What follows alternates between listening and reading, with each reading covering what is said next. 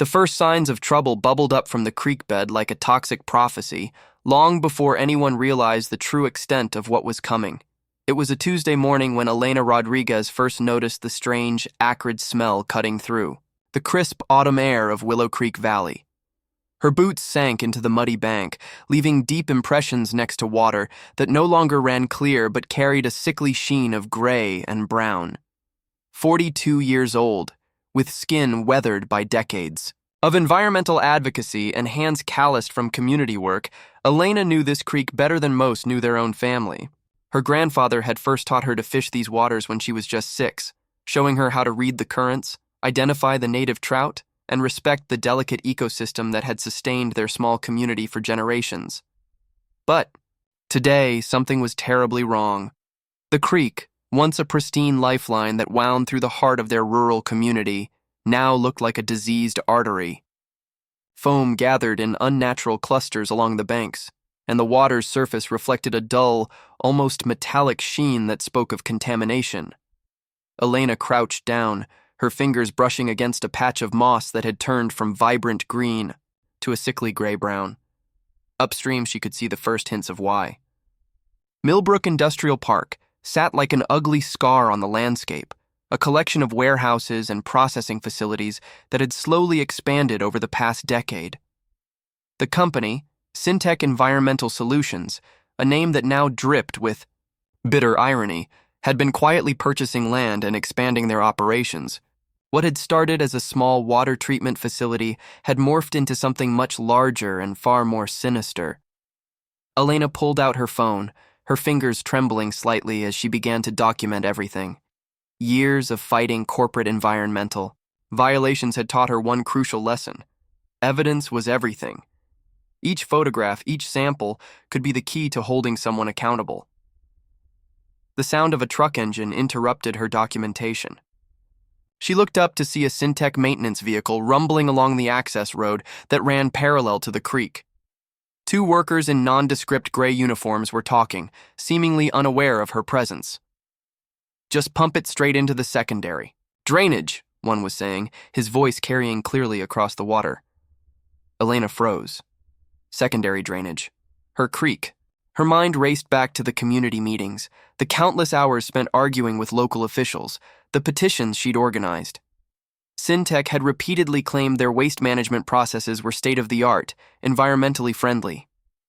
Those words now felt like a punch to the gut. She remembered the night, just 3 months ago, when she'd stood before the county commission. "They're poisoning our water," she had said, her voice steady but filled with a quiet rage. Most of the commissioners had looked away. Some had even rolled their eyes. But Elena Rodriguez was not the type to be silenced. The truck disappeared, around a bend, but its presence lingered like a threat. Back in town, the impacts were already becoming visible. Old Man Jenkins, who had lived on the same plot of land for over 6 decades, had lost half his livestock. The animals refused to drink from the wells that had always sustained them, and those that did became sick within days. At the local diner, whispers were growing. Strange skin rashes, unexplained illnesses, water that tasted like chemicals. Elena's own research was mounting. Water samples she'd collected showed alarming levels of heavy metals, industrial solvents, and biological contaminants that had no business being in a natural waterway. But proving deliberate contamination would require more than just her word. Her daughter Maria, an environmental lawyer in the city, had been skeptical at first. "Mom," she would say during their weekly calls, "you need hard evidence, not just suspicions." But Elena knew. She could feel it in her bones, in the way the landscape was changing, in the silence of birds that used to fill the morning air. So, the afternoon light began to fade, casting long shadows across the poisoned creek. Elena made a decision. This was more than just an environmental violation. This was an assault on everything her community represented, their history, their way of life, their very connection to the land. Syntec thought they could hide their actions. They thought a rural community would be too weak, too fragmented, to fight back. They were wrong. Elena Rodriguez was about to make sure of that. She pulled out her phone again, this time dialing a number she knew by heart. "Maria," she said when her daughter answered. "I need you to come home. We're going to war." The war began in earnest on a rain-soaked Wednesday morning, 3 weeks after Elena's decision to fight back. Maria Rodriguez had arrived from the city, her crisp attorney's suits traded for sturdy hiking boots and a weatherproof jacket. Together, they were a force that Syntech had never anticipated. Maria's legal expertise combined with Elena's grassroots organizing created a perfect storm of resistance. They started by gathering comprehensive evidence, water samples, testimony, from affected residents, historical land use documents, and carefully documented environmental impact. Each piece of evidence was meticulously cataloged, cross-referenced, and prepared for legal action. The first breakthrough came from an unexpected source. Jack Peterson, a former Syntech maintenance worker, contacted them anonymously. Racked with guilt and suffering from mysterious health issues, he brought with him a trove of internal documents that proved what Elena had suspected all along. Syntech had been deliberately routing industrial waste directly into the creek's watershed. "They have a system," Jack told them in a hushed meeting at an old diner on the edge of town, his hands shaking as he spread out photocopied documents. "A bypass valve that diverts the most toxic waste away from their treatment filters. It's been going on for years." The documents were damning.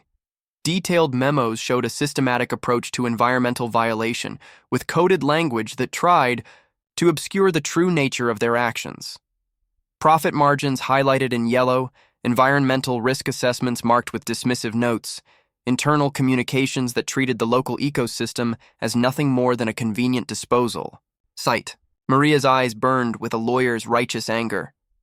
"This is criminal," she whispered, her fingers tracing the edges of the documents. "Not just a civil violation. This is criminal." Their strategy was multi-pronged.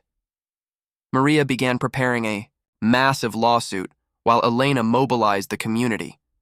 Town hall meetings filled with angry residents, each with their own story of lost livestock, contaminated wells, mysterious illnesses. Old Man Jenkins brought photographs of his dead cattle. The local doctor shared anonymized medical records showing a shocking increase in rare environmental illnesses. Syntech's initial response was typical corporate stonewalling. Lawyers sent cease and desist letters. Local politicians, many with deep ties to the industrial park, tried to discredit Elena and Maria. But the Rodriguez women had prepared for this.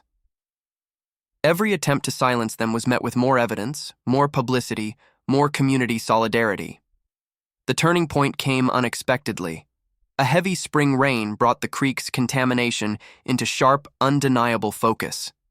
The floodwaters carried Syntech's toxic waste into residential areas, turning streets into rivers of chemical sludge. Yards became uninhabitable. The very executives who had authorized the environmental crimes found themselves wading through the toxic mess they had created. It was poetic justice of the most immediate kind. The State Environmental Protection Agency, which had been suspiciously passive until now, could no longer ignore the crisis. Drone footage, citizen recordings, and the Rodriguez women's meticulous documentation created an irrefutable narrative of environmental destruction. When the final hearing came, it was less a legal proceeding and more a public reckoning. Maria presented their case with surgical precision, each piece of evidence cutting through Syntech's defenses. Elena sat behind her, surrounded by community, members whose lives had been directly impacted. The verdict was comprehensive. Syntech was found guilty of multiple environmental violations. The fines were unprecedented, enough to fund a complete environmental restoration and provide compensation to affected residents. But more importantly, key executives faced criminal charges. As the judgment was read, Elena looked out the courthouse window. The creek was still wounded, but there was hope. Restoration projects were already planned. The community that had been nearly destroyed was now united, stronger than ever.